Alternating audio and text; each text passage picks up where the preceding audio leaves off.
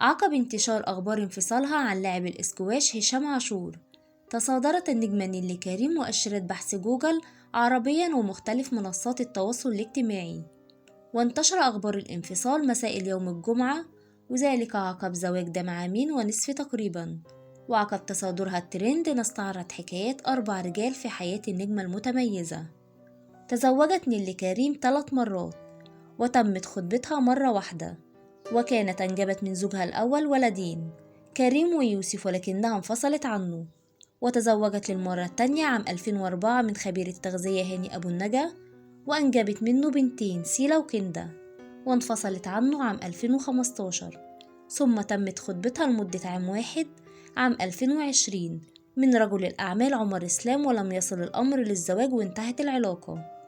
وللمرة الثالثة تزوجت من لاعب الإسكواش هشام عاشور في شهر أغسطس عام 2021، وجاء ارتباط نيللي كريم وهشام عاشور بعد قصة حب.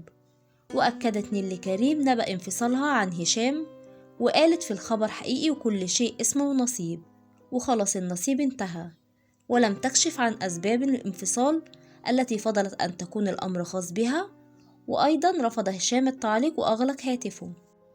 وأكد صديق مقرب من نيللي وهشام الفترة الماضية شهدت خلافات كبيرة ما بينهم، ولاحظ أن الفنانة لم تذهب إلى مهرجان الجونة برفقة زوجها، وحضر الحفل الافتتاح بمفرده. وعند سؤاله عن سبب غياب زوجته أكد إنها مشغولة، ولكن في حقيقة الأمر كانت هناك مشاكل ما بينهم.